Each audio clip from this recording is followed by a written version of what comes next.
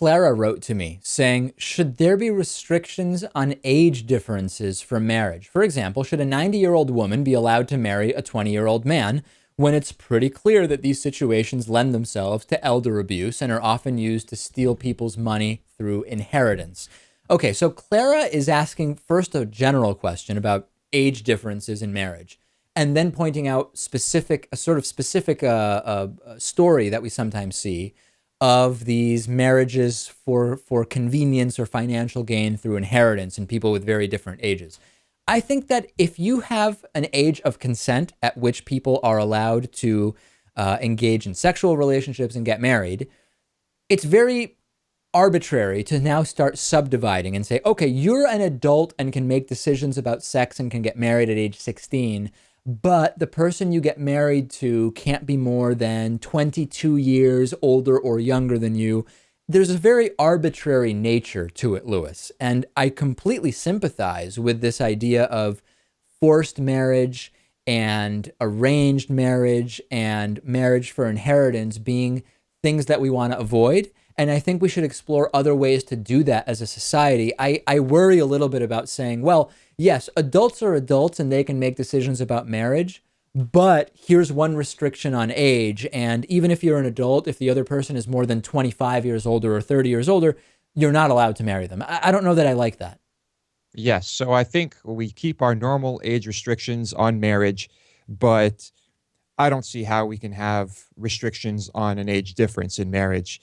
You've got two adults; they can make their own decisions. If one of them is fooling the other, or if one is not sincere, whatever. I mean, it is what it is. You gotta just let it happen. And there are sort of mechanisms in the law that allow for auditing these arrangements when it comes to a 25-year-old marries an 85-year-old. The 85-year-old dies a year later and has left their entire inheritance to the 25-year-old as opposed to their children and grandchildren and family or whatever. We have a system, right? We have the probate system of contesting whether that person was coerced into changing their will in that way. Does it always work perfectly? Definitely not. Definitely not. I mean, probate law with regard to wills and inheritance is very dicey and it can get very ugly quickly and not work well.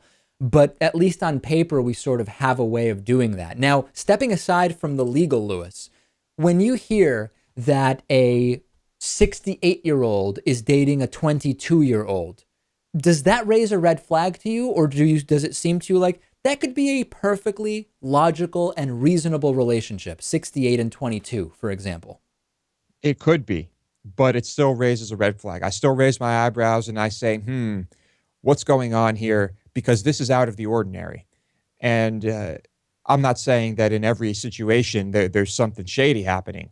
It could be a perfectly normal, great relationship, but I wonder about it. And is there a difference if it's a very young woman with an older man? Does that strike you as different than a very young man with an older woman? Do you make different assumptions?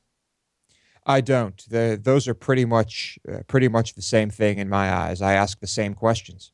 Yeah, because the sort of stereotype in American society is you see the older man with the younger woman, you assume that the man has significant amounts of money or is in a position of power, and that is why he is with a younger woman.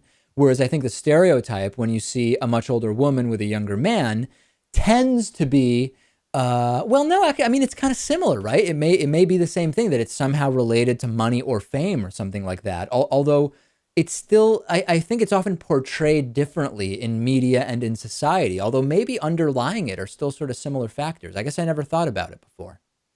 Oh, well, we're going to have to dig into this one a little deeper, and perhaps we should have some interviews on this. Maybe so. But long story short, I welcome your thoughts on this. And no, I don't think that there should be legal restrictions on age difference in marriage, assuming that we're dealing with two consenting adults of sound mind. And that's that. We have a great bonus show coming up for you today. Thank you for being with me on this Friday show. Next Friday, we will answer 3 more questions for you.